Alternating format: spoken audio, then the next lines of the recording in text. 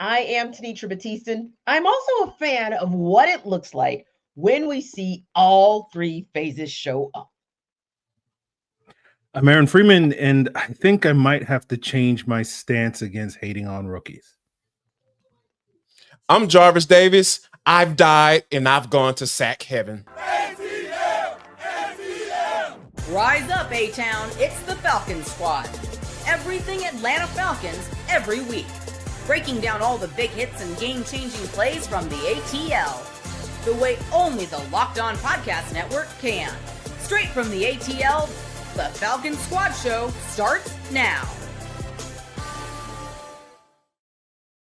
Welcome to the Falcons Squad Show, your home for the best Atlanta Falcons football talk. I'm your host, Tenitra Batiste. Alongside me are Locked On Falcons host Aaron Freeman and Locked On analyst Jarvis Davis. The Squad Show is part of the Locked On Podcast Network, your team every day. His name is Bijan, and we'll talk about 7 having a bigger number almost than the other team's offense altogether. And let's download on 39's name tonight, too. But first, let's talk about Jeff Ulbricht's unit showing up and showing out tonight, which is why Jarvis thinks that he's actually already gone to heaven. Nonetheless, I can't be mad at him about that because you know what, Jarvis? I'm all smiles. I feel like I'm floating right along with you, my brother, not just because the Falcons got their first win of the season on the books, the 22-6 win on the road in Minnesota against the Vikings, but also, Jarvis, the way that they did it in all 3 phases. But let's talk about your favorite phase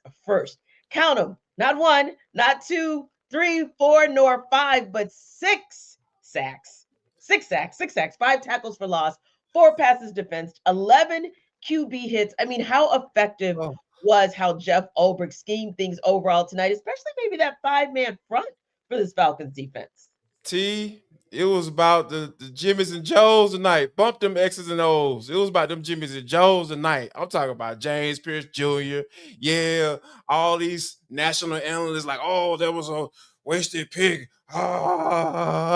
Now, when you've been in sack purgatory for the past 10 years, they don't blank them picks. I said it then and I keep saying it. Blank those picks. Pearce Jr., that's what I'm talking about. 2-7, get home. Jalen Walker, he's concerned about. No, he'll be totally fine. Oh, he's not big enough. I don't understand why the Falcons do it. Put him strictly at edge.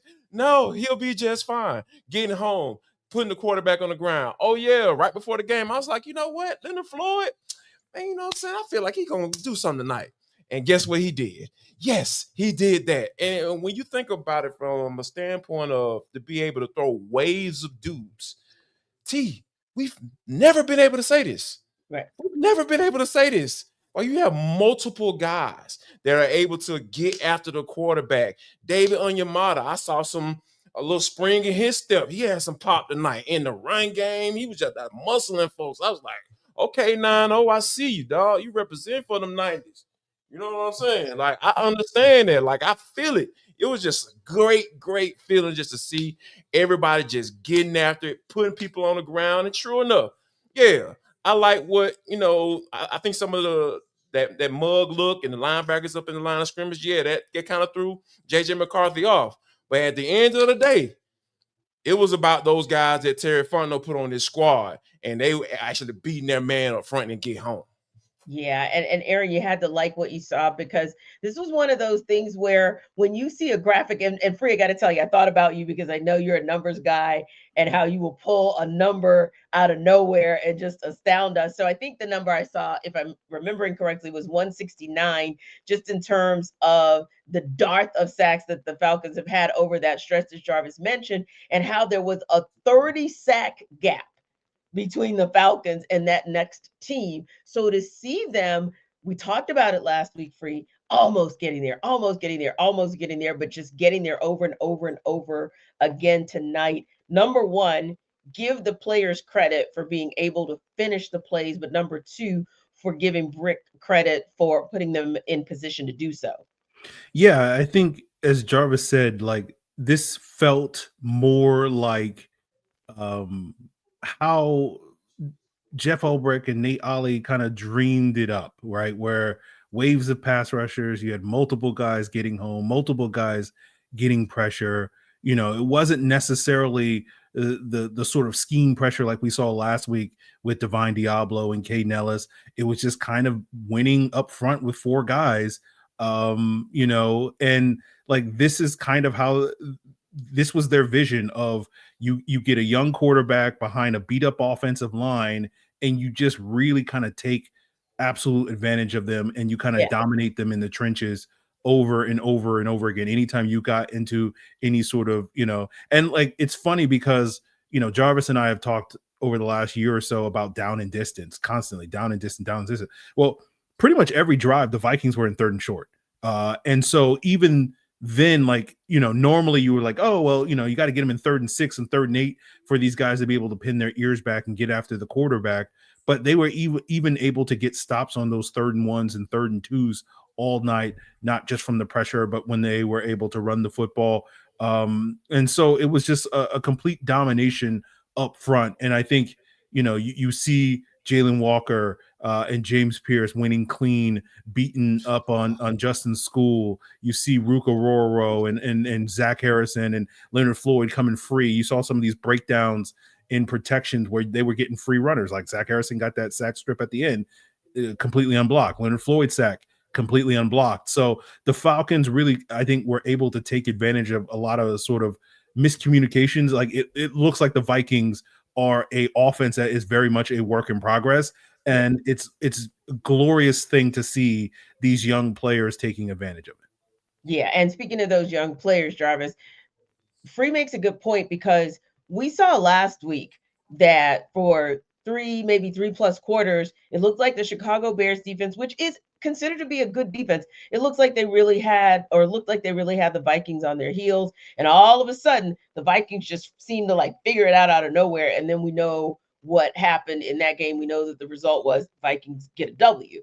And for a second there, you're thinking, okay, are they going to wake up? Are they going to wake up? But I don't think it really mattered whether they woke up or not, because I think the Falcons maybe took a lesson from last week and kind of woke up in a few ways that they approach things. And you look at these young players, right? And every game represents a few more reps under their belts and things, the game slowing down for them. So 4 Falcons players had their first sacks of their career. So when you talk about these young bucks, especially in that first half, 5 sacks, the most in a half for the Falcons in a game since 2009. That has to be encouraging, the fact that you saw Jalon, JPJ, Rook, and Dorless doing that just in the first half. Yeah, that was the beauty of this thing, right? Because when you think about how we got here, because like even leading up to this game, right? Let's go back to on the Falcons squad during the week.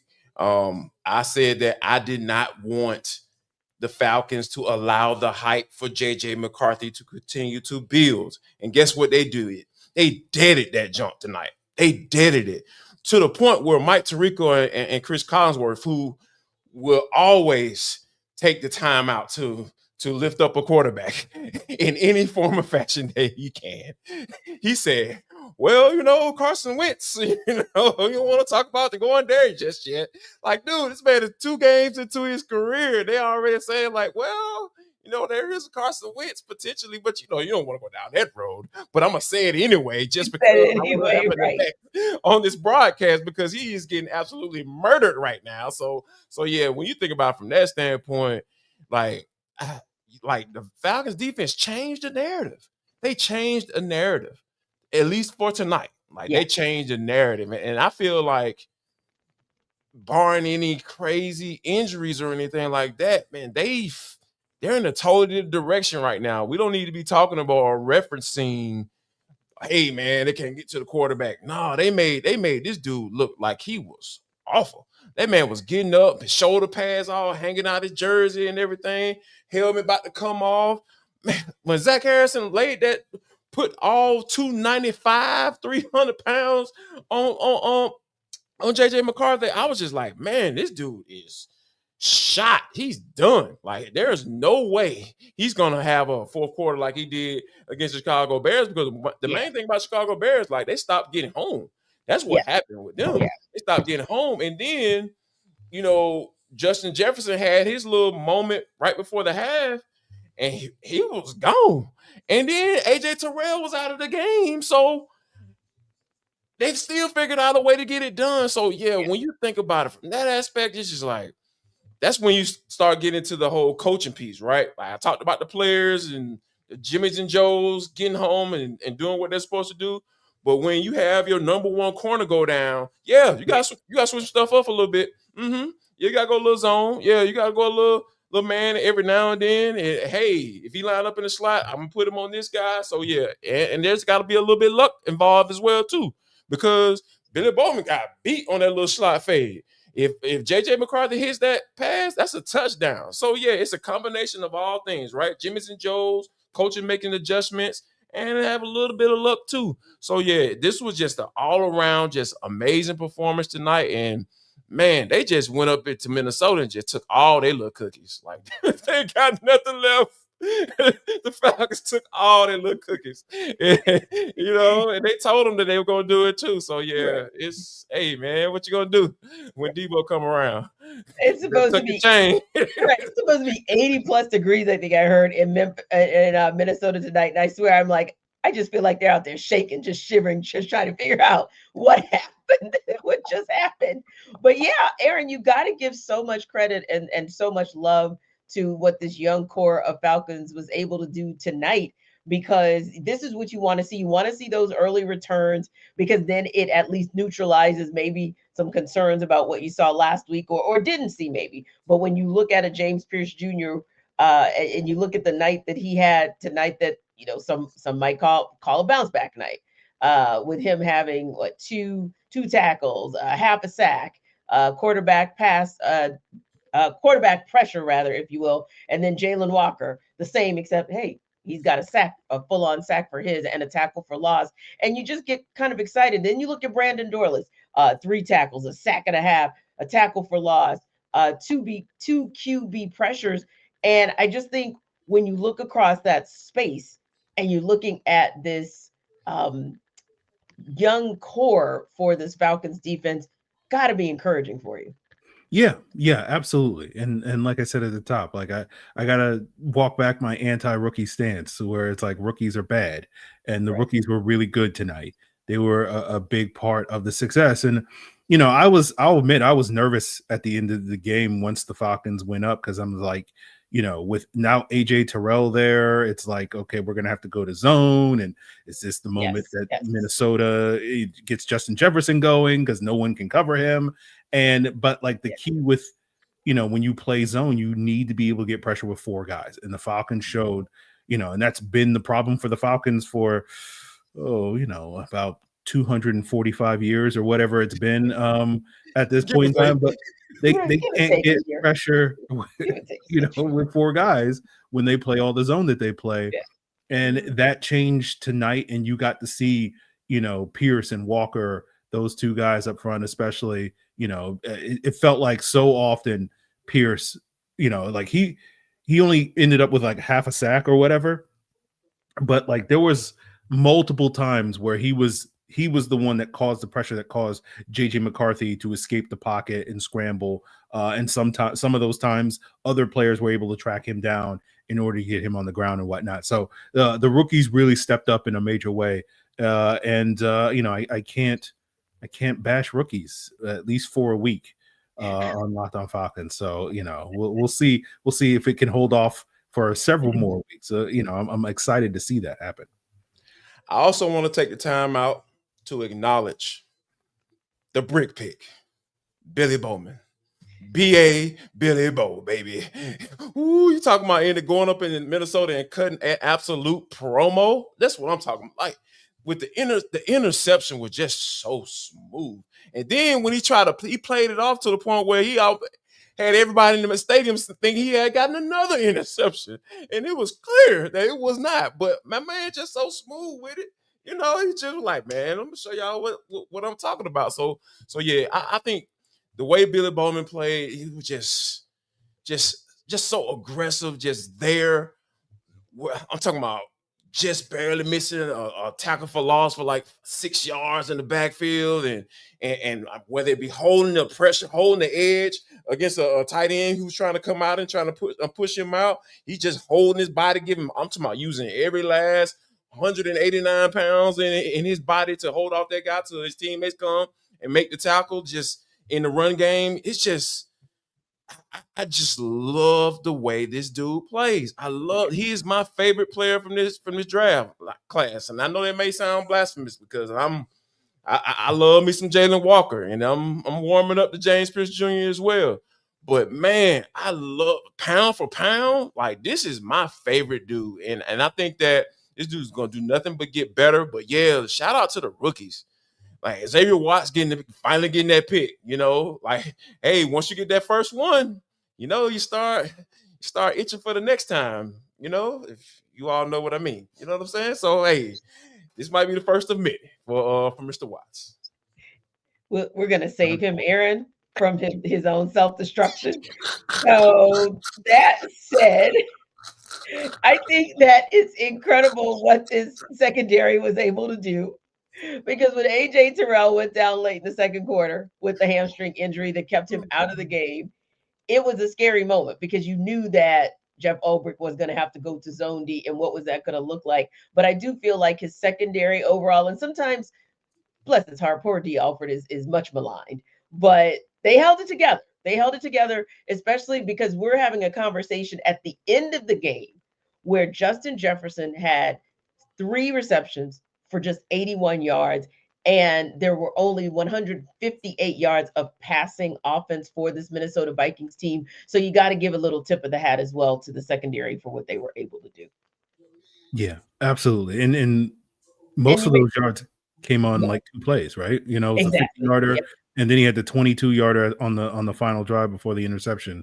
And pretty much outside of that, it's Justin Jefferson. I don't know where he is. He's MIA. Someone, is he on a milk carton? Put out APB. JJ! That's material. Yeah. JJ! Nope. JJ! Still looking for him, by the way. Still wondering where he might be because nobody saw him. And that was, I think you got to give credit to the Falcons secondary, but like you guys said, bringing that pressure up front certainly helped as well because that timing was just off. But I think too, you got to give, and I guess that's where it goes back to give that defense as a whole credit, because we saw what happened last week. All you had to do was give Justin Jefferson and JJ McCarthy and company just a little bit of something at the end of the game, and boom, they were able to win that game last week. And then the Falcons at least understood the assignment to say, hey, yeah, we're not allowing that to happen. And we'll keep you guys posted as well on what any injury updates there might be from AJ Terrell. Of course, our girl, Tori McElhaney, who joins us on the Squad Show on Mondays, is in Minnesota. So we're just watching to see, and we'll give you guys updates if there are any updates before this show wraps. But listen, like I said at the top, this was all 3 phases playing a really solid game overall. And listen, it might have taken 3.5 quarters, but hey, the offense did finally have a flow. We'll take that under further review. This episode of our Falcons Squad Show is brought to you by Prize Picks, the daily fantasy app where making the right call can actually pay off. You and I make decisions every day, but on Prize Picks, being right means cashing in. With football back, Prize Picks is the simplest and fastest way to get in on the action. Just pick more or less on 2 to 6 player projections, and you can turn your takes into real prizes all in less than 60 seconds. So think about it. If you've been playing Prize Picks lately, but you've been having fun doing it, and it's a cool way to stay locked into the season. It's quick, easy, and honestly, your favorite way to follow along with football, I bet. And hey, what about those projections? Like, did you guys have on your bingo card that Bijan Robinson was darn near going to gain more yards from scrimmage than the opponent overall? If you did, that would have definitely been a good look. And this week's max discounts include today, Travis Kelce, 0.5 receiving yards. And later next week, it'll be Patrick Mahomes, 0.5 passing yards. Now, you can download the Prize Picks app today, and you can use code LOCKEDONNFL to get $50 in lineups after you play your first $5 lineup. That's code LOCKEDONNFL for $50 in lineups after your first $5 play. Prize Picks, it's good to be right.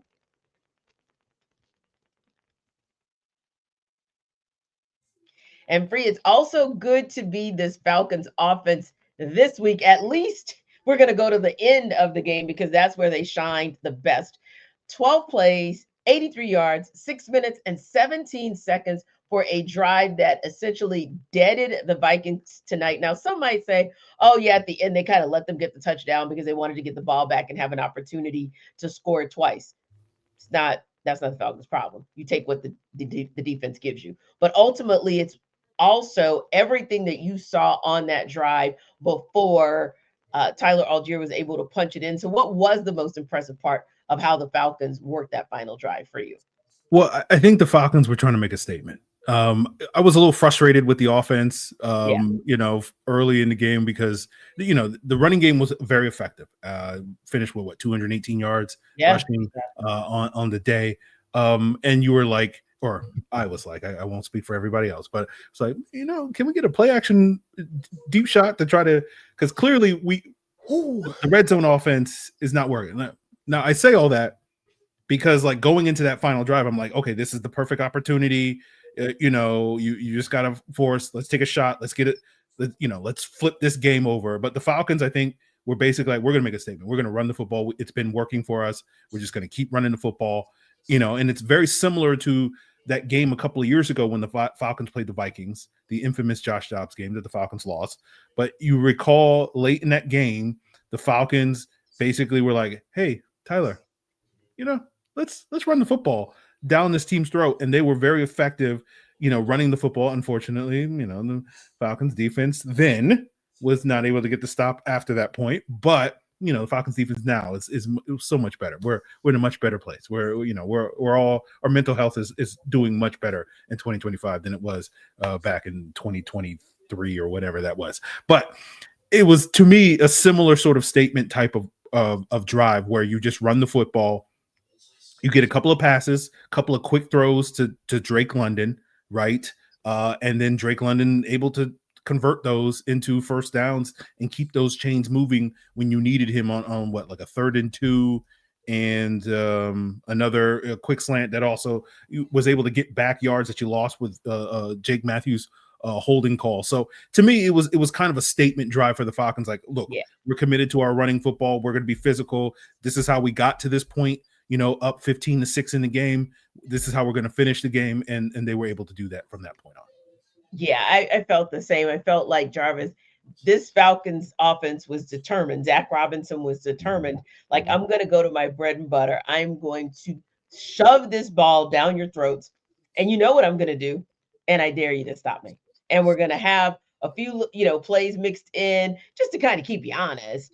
But ultimately speaking, we're just going to be who we are as far as what we believe, even with Michael Penix Jr. as good as he is, what we believe the true identity of this Falcons offense is. And if you go back to before the season started, and if we were having a conversation about these type of drives, right? Yeah. And if you telling me that this line was fully healthy with Caleb McGarry in here and all that stuff, like, yeah, absolutely. Yeah, I can see that happening on the road. Yeah, everybody in the stadium knows that you're going to run the football to try to milk this bad boy so you can kick the little 3-piece snack and get out of here or end it with a touchdown.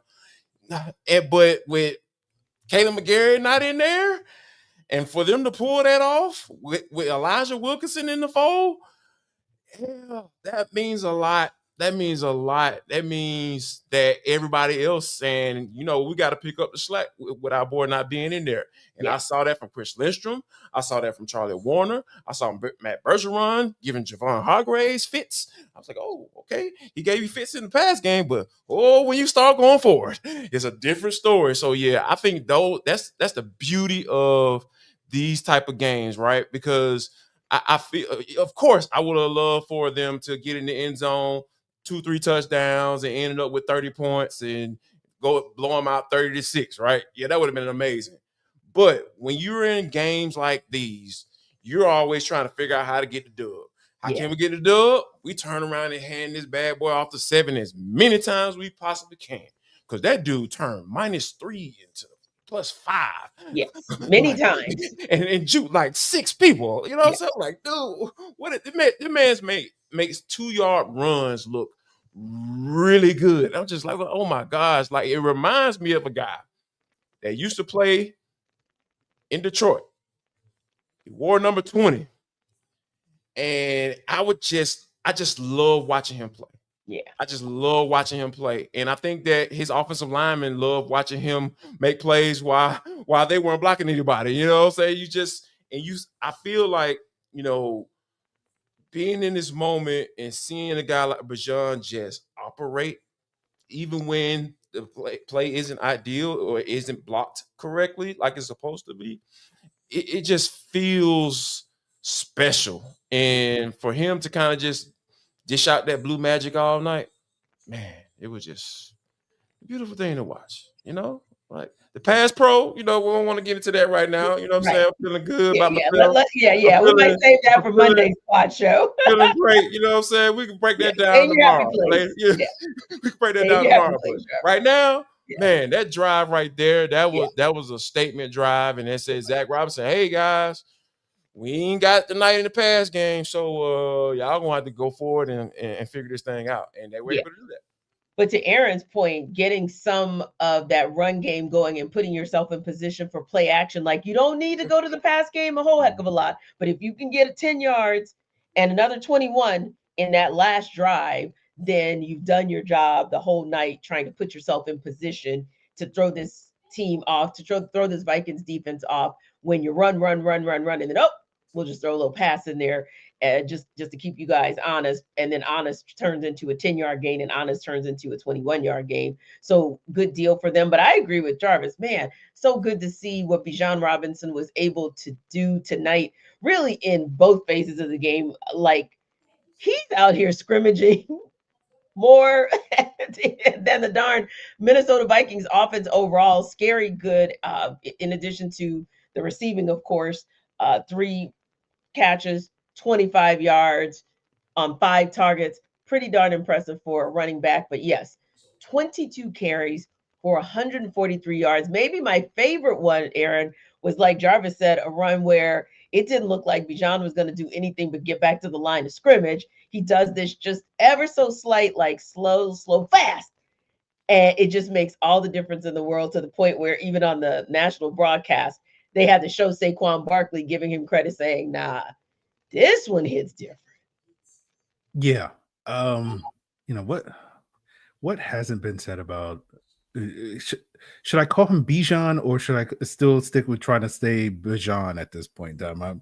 The man said call him Bijan. Okay. If the man says call him Bijan, call him Bijan. I mean, but his mama calls him Bijan, and Hey. But he said it on air. So I'm just going by what he said. Hey, I'm going by what the man says. Right. Yeah. But you know what? Call him 7, call him Bijan, call him Bijan, call him that dude. Blue Magic, really, you know what I'm saying? Like whatever. Call him Blue Magic, even though I don't know what Blue Magic is. I'm almost afraid to call him that. The movie reference, T. Oh, okay. Come on, stay with us. I can't. I will never be able to stay with you on that. Okay, but go ahead, Free. Let's talk about the final drive and how impressive it was for you in what this team was able to do in making a statement on that final drive, especially when your guts were kind of pulled out. Like, come on, man, you keep getting in the red zone, but you can't even get into the low red zone in order to put yourself in position to get a touchdown. But then they do this. Yeah, I mean, we're talking about Bijan, aka Bijan.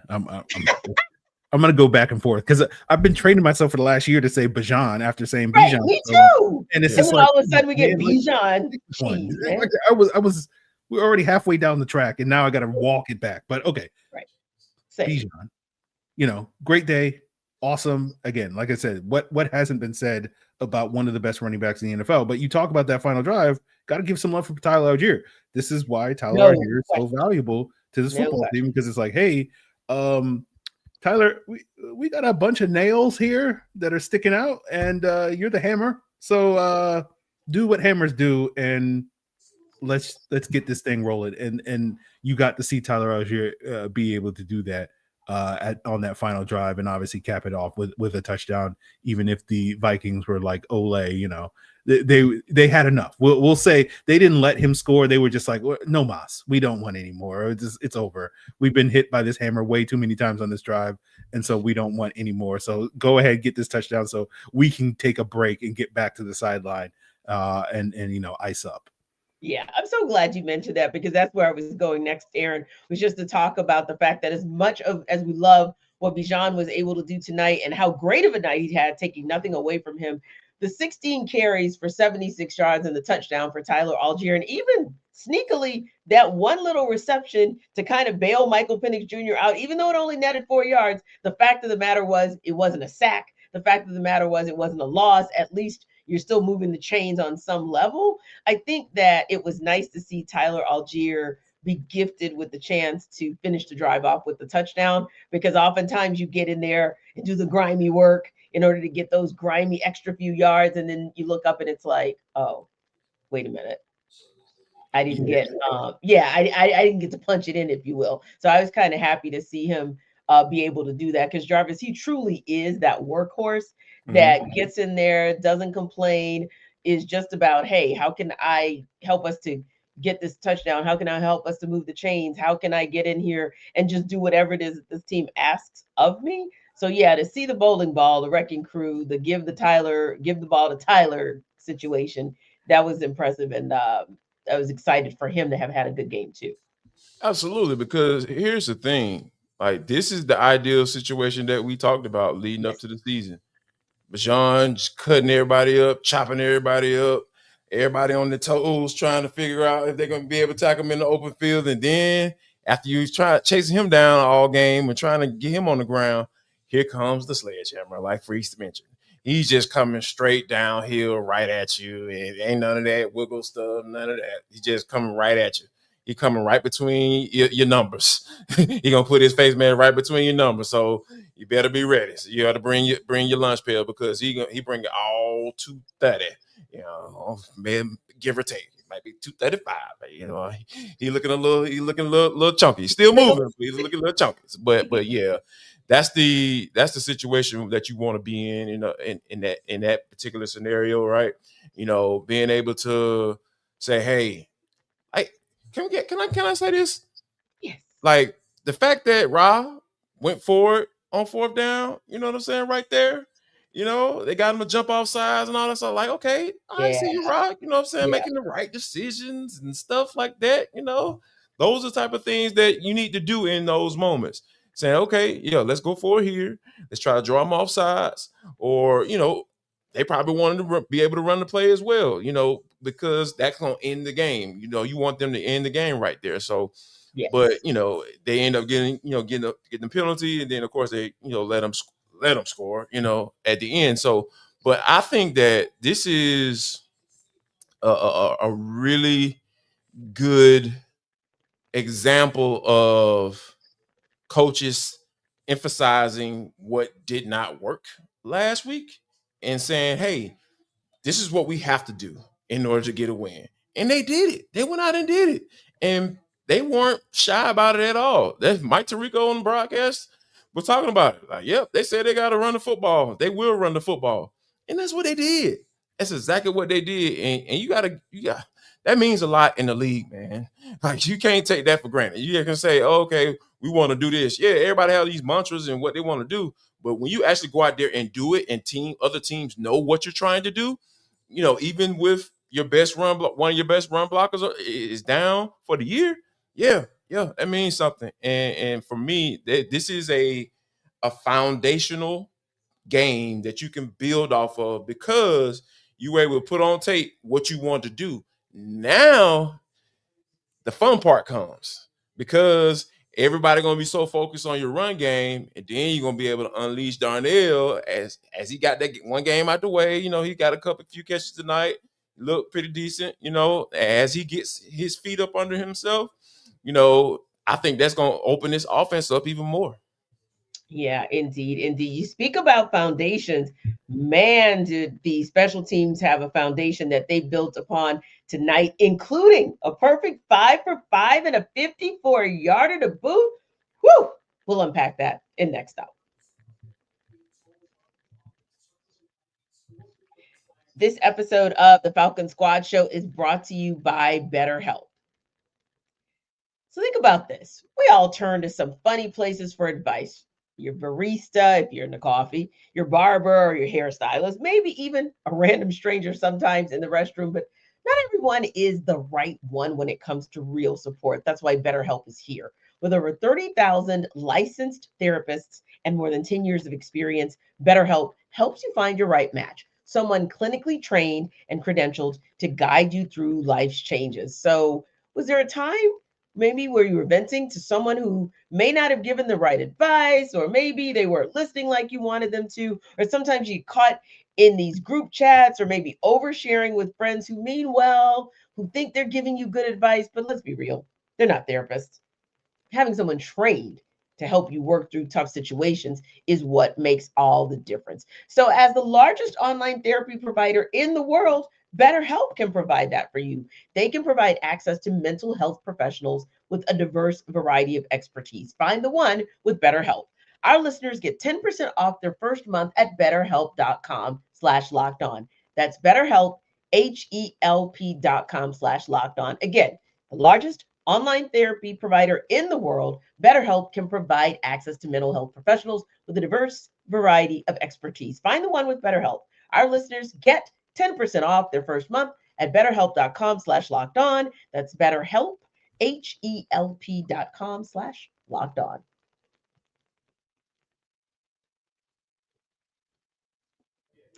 So, Jarvis, the Falcons announced their inactives today, and Younghoe Koo was at the top of the list. So let's start right there. Was that the right call by Coach Raheem Morris? Yes, absolutely. It was the perfect call. It was an amazing call. It was a call that needed to be made last year. No, I'm not gonna do that, Aaron. I'm not gonna go down there, bro. This is a good night. JPR, you know what I'm saying? Out there doing his thing. You know what I'm saying? Hitting all the field goals. He was amped up, and that first one almost missed it. So, he calmed down a little bit. You know what I'm saying? Brought it down, bring it down. I understand you amped up. But yeah, this was perfect. When I saw that report come out on Saturday before the game, I was like, oh, they did it. They made the move. He finally sent them papers. Were you shocked? The papers. But were you shocked? I was not. You know what? It's shocked. I wasn't shocked. Shock is strong. That's a strong word. That's strong. That's strong.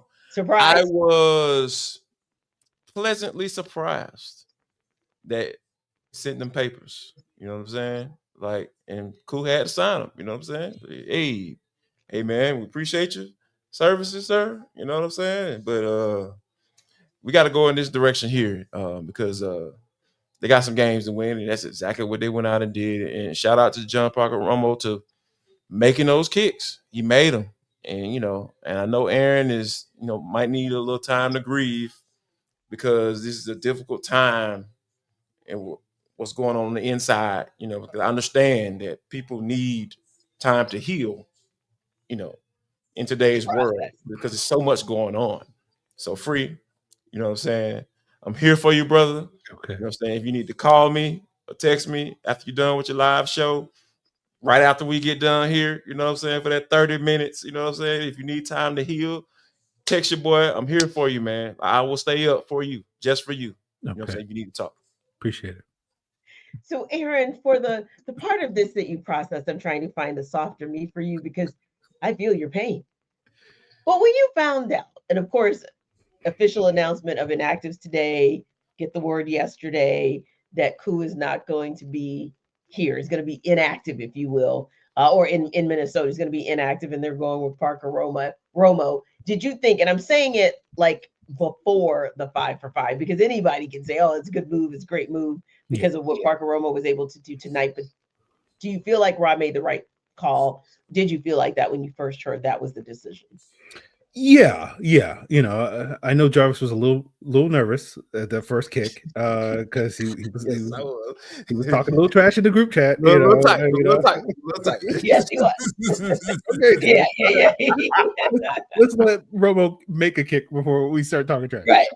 So he was. I know Jarvis was a little nervous for that first kick. Yes, I was tight.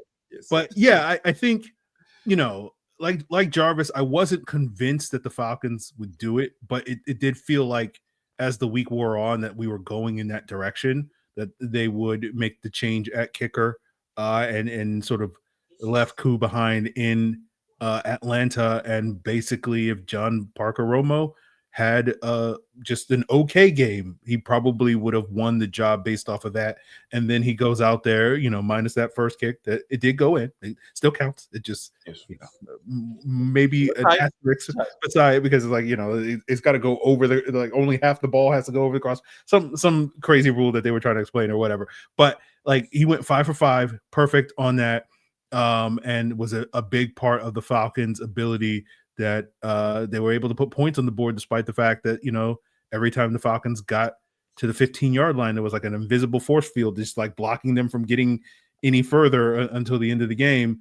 And so I think ultimately switching it up with Romo going into the week, and obviously with the power of hindsight now that the game has been played, it does make the call the right move. Yeah, indeed. And for me, I would say I'll downgrade to pleasantly surprised, like Jarvis said, because on the one hand, I was thinking like, okay, are they going to do it?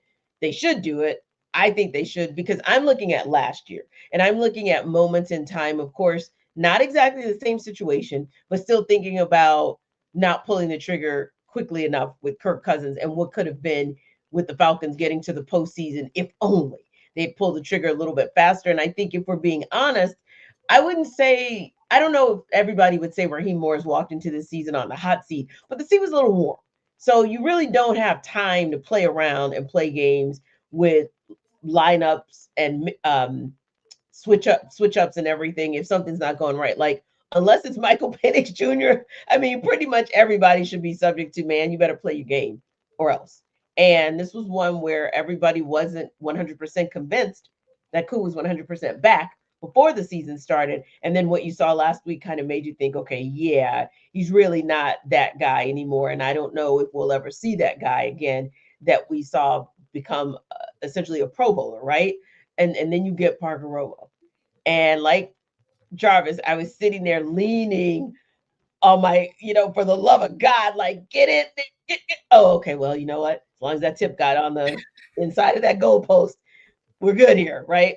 But it was a little scary because I was thinking to myself, oh God, what if this guy starts missing field goals? And then we got to sit here for this week talking about the kicking situation again. But instead, you got a guy that goes a perfect 5 for 5, hits a 54-yarder, and we're having a whole different conversation. And granted, maybe there was a little bit of something there with the fact that he was with Minnesota at some point, so he has some familiarity from last season.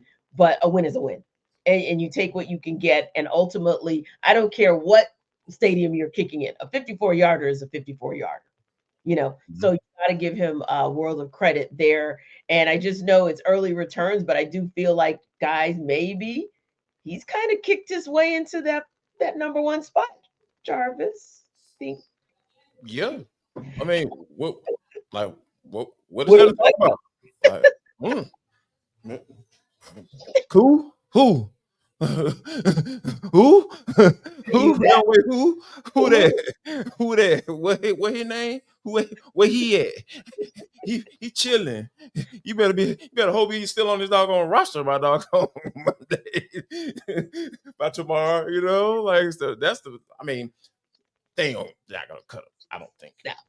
I don't think they're gonna cut him, but no, this is done for now. Like, I feel like at least for now, this is done. Yeah. And I want to kind of like highlight going back to what I talked about, the offense saying, hey, we have to run the football, and we're going to run the football. How about special teams? We have to play better than what we did last year. And it was the coverage tonight. Oh my gosh, it was absolutely great. Mike Ford out here dropping folks right where he's supposed, right where they catch the football. Those are the type of things, like, and I even tweeted out. I was like, hey, we talked about when roster cut downs, happened, how Marquise Williams got the juice because he's just basically getting guys on the active roster just strictly playing special teams and not going to contribute anything on the defense side of the football. And that's Mike Ford Jr. And hey, Marquise said, hey man, I vouch for you. I need you to play better. And that's exactly what Mike Ford Jr. did. Marquise had a little mob to him, I'm watching BMF documentaries and stuff like lately. So Marquise Williams got a little mob feel to him. Like he's I like know I liked him for a reason. You know what I'm saying? Like he just got a little mob, little edge. Little mob. Yeah. You know what I'm saying? Like when he says stuff, people listen. You know what I'm saying? Like he got that. I think it's because he's kind of like that. He's kind of quiet, stormish. Yeah. You know? You know what I'm saying? Yeah, he's like the quiet storm. He doesn't say too much, but when he says something, you know what I'm saying? And you sleep while you're sleeping. You know what I'm saying? Like he might be one of those dudes, like Jack Boy. You know what I'm saying? You never know. You know what I'm saying? Hey. Shout out to Marquise Williams, the special team coordinator for the Atlanta Falcons. Yeah, because I got lost one more time, Aaron. I did. I thought I was with him, and then all of a sudden it went off a cliff, and I'm like, I'm letting y'all have that one. You know, T, you were egging him on, so that's on you. That's on you, my friend. Oh man, my name is Bennett. I'm not in it, so stay out of it. He's over there quiet in the mud, like, no, we're doing a show here, sir. I need you to talk about the special team, sir. Come on, why you sitting back chilling? You just wait for me to say something crazy. That's what it is. Yes. Well, mission accomplished, and that's what he was waiting for because Cray came through. Yes. But just real quick before we wrap up, I wanted to talk about the special teams as well, because real talk, you guys know that we've said this over and over again. It really is going to take all three phases, right? And I was disappointed last week, I know, because I had high expectations for special teams. I felt like this was going to be a reset for Marquise Williams' unit. And I felt like tonight you actually saw what you thought you were going to get out of this unit in terms of making J.J. McCarthy, you're going to work the length of this field and making sure that when they could, they put the Falcons in position overall as an offense to not be starting in the shadow of its own end zone. I thought that they just did a really good job overall. Obviously, Mike Ford Jr., the most impressive, but that unit overall really said, hey, we've got something to say about the outcome of a game too. Yeah. I think, you know, we talk about the run game, we talk about the defense, we talk about special teams. It's really encouraging to see the Falcons rebound in several of these areas that were very disappointing, that were particularly uncharacteristic, right? Where, you know, we saw this team invest a lot of resources in their special teams, including signings like Mike Ford, and it's like, all right, Mike Ford, what you need to do something special, because you ain't contributing nothing else other than special teams. And week one didn't really see that, and this week you did see that. I'm like, okay, now I see why they paid you all this money to come in and just play whatever 15 special team snaps that you play a game. So it was nice to see that, you know, at least, you know, and hopefully this will be the beginning of a trend, and we'll see this type of performance from the special teams throughout the rest of the season, because, you know, it goes back to last year where there were some really good games for the special teams and there were some really rough games for the special teams, and it was kind of a roller coaster last year. And I think the team is hoping that they can get a little bit more consistency this year. And they didn't get that in week one. Hopefully, you know, this will be the beginning of a trend starting week two. Who's Free giving his game balls out to? Who's JD giving a tip of the hat to? We'll tell you next up. This episode of our Falcons Squad Show is brought to you by Upside. Hey, Falcons fans, are you still paying full price for gas? Stop leaving money behind. Get real cash back every time you fill up with the free Upside app. Simply download the free Upside app in the App Store or Google Play right after you check out the Falcons Squad Show, and of course, right after Locked On Falcons, and start earning cash at the pump today. Use our limited time promo code TOUCHDOWN and get an extra 25 cents back per gallon on your first fill up. You can make up to $300 a year just from buying the gas you already needed. At first, I thought it was too good to be true, but it's totally legit. I have used it and I can co-sign. Real people are getting paid just to make their daily commutes, and you can too. Plus, you can cash out anytime to your bank account, PayPal, or an e-gift card for Amazon and other brands. So don't let this offer drive on by. Download the free Upside app right now using my limited time promo code TOUCHDOWN for a limited time 25 cent per gallon bonus. That's promo code TOUCHDOWN. Offers vary by user and location. Go to upside.com for terms and conditions.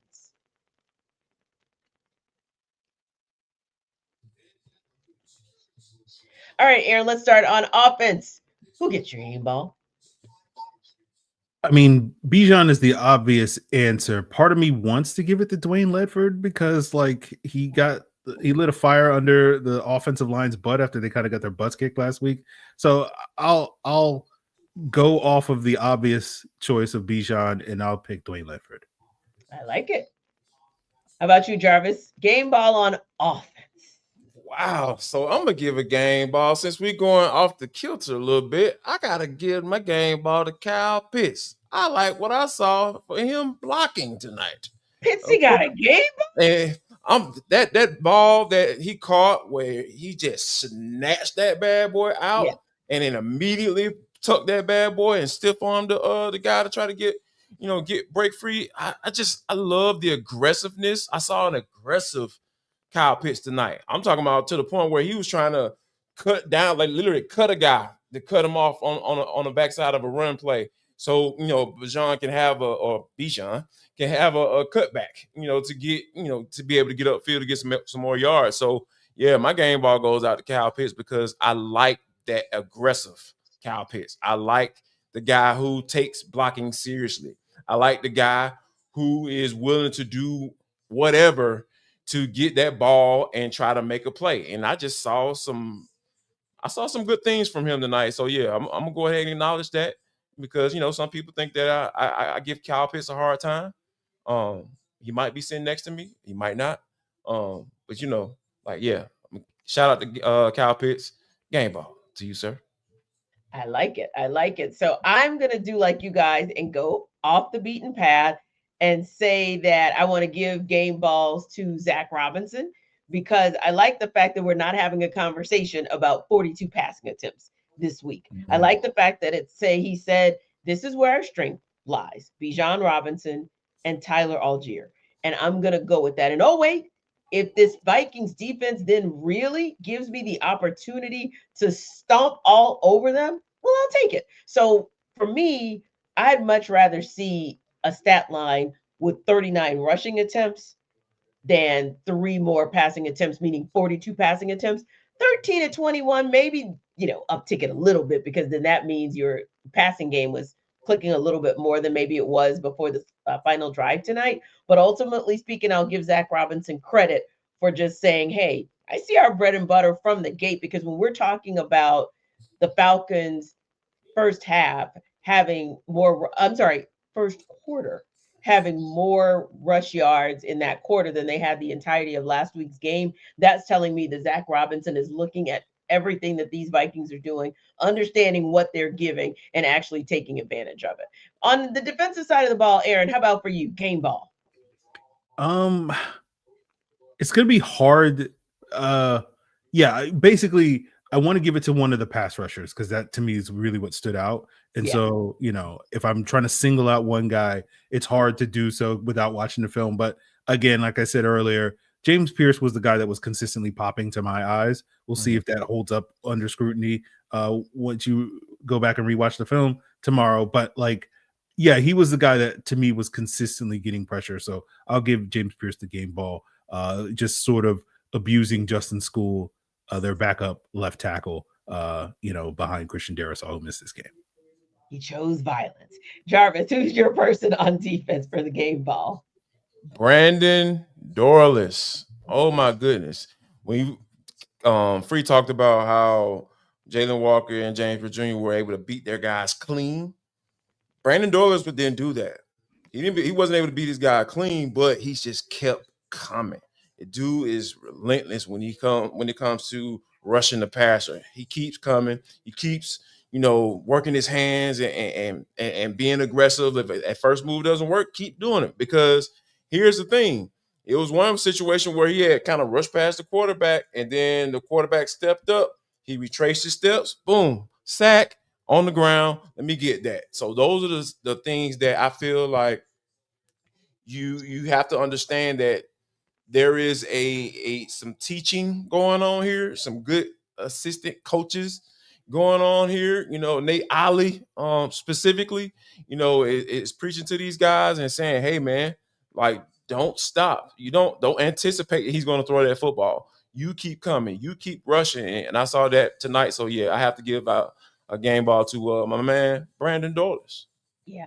And I'm going to give out a part A, part B, because I agree with you guys. Those probably would have been mine, but maybe a a part A would be for a Divine Diablo because I like consistency. Gosh. And so his numbers, I don't think belie his performance from tonight, just to be honest, guys, because I think to see the one tackle and the one tackle for loss, like I don't think it tells really the story of what he did. So he's my 1A, and I say my 1B is probably Leonard Floyd, only because he realized that last week was not what he wanted to show and what he wanted to be like, have his performance be an integral part of what this team was able to do. And again, we're maybe only talking about one tackle for loss, but we are talking about 3 QB pressures and also somebody who showed up this week, understanding like what you did last week is not going to be the impact that this defense so desperately needs from you. Aaron, what about special teams?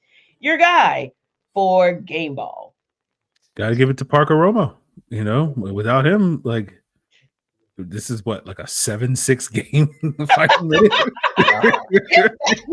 Lord. You know, so so yeah, he's clearly MVP of the game. You know, yeah, MVP. I love that. What about you, Jarvis? Special teams. Who gets your game ball? Come on now, we already know where I'm going. Mike Ford Jr. The coverage, just the yelling to scare the doggone dude at the end of the game. just being out there, being the leader in this special teams unit, looking a lot better than what it did last week. And like that's the one thing that I will continue to go back to. You identify the problem. You do the necessary things during the week to fix those said problems. And then you go out there and execute. It was just everybody, they were humming. They were humming in Flowery Branch this week, and they were able to go out there and execute. So, yeah, Mike Ford Jr., you have a game ball, sir, from your boy. And for me, it is Marquise Williams, because I feel like he's the general on the sidelines that said, what you're not going to do 2 weeks in a row is not play what I paid you to do, Mike Ford Jr.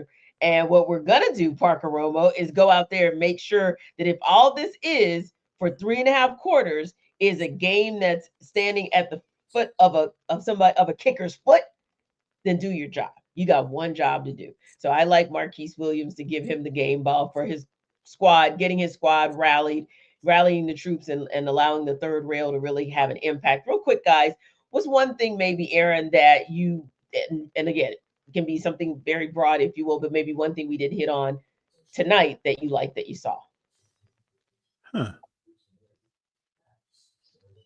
What's something that we did not talk about?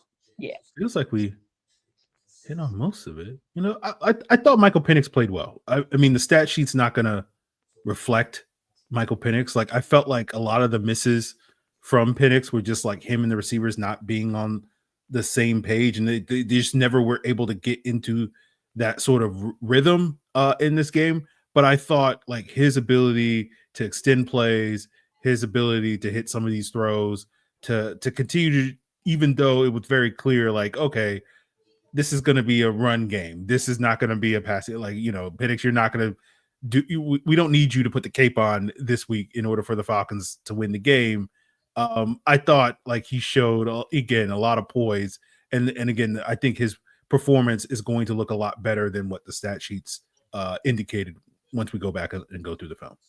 Yeah, I think so as well, because I don't think that 13 for 21 probably sounds below pedestrian, if you will, 135 yards passing. But if we're being honest about it, it's just because, again, Zac Robinson saw what that Vikings defense was giving. So why not take advantage of it and just keep the ball on the ground? What about for you, Jarvis? Any little thing that you wanted to just highlight or something you liked that maybe we didn't touch on tonight? It was it's something that I like, but let me explain. It was actually a negative. Xavier Watts, right before the half, it's less than 20 seconds left in the half to go in the half before halftime, and you trying to jump an out route, sir. I need you to be the safety in this situation. Like, keep everything in front of you. That's your main job. That's what you do. I understand you like to go get that rock, but oh my gosh, when 18 is right there, you know, like that's a situation where you kind of understand the down and distance, the situation. understand it. Hey, I know you're a rookie. You want to be aggressive. That's why they got you. You like you're going to be a hell of a ball player. But, man, understand the situation, what's going on. Because guess what? If you stay back on that was 50 yards right there. If you don't get that man had 30 total yards. We talking about Justin Jefferson being shut out. Yes. If he doesn't make that mistake right there. So yeah, just a teaching moment, moment. And I love teaching moments in wins, for young players. Oh yeah. Yeah, agreed. And for me, it was just, and we'll delve into this a little bit more tomorrow, but it was the turnovers. Just being able to win the turnover battle, I thought was a great thing, because I don't think we had that conversation enough last year. And that could oftentimes, I think last year it was that one play here, that one play there, the turnovers that should have happened or should have been forced that didn't, and give the Falcons a world of credit for just having the one turnover with Drake London getting stripped. Not a bad way to end the night as well. But hey, we'll talk about that a little bit more tomorrow, because we got a lot to get into in our Monday Squad Show. But first, I want to thank you guys, our everydayers, for making this Falcons Squad Show your first listen of the day. For more post-game coverage, head over to Locked On Falcons with your host, Aaron Freeman. He's got you covered.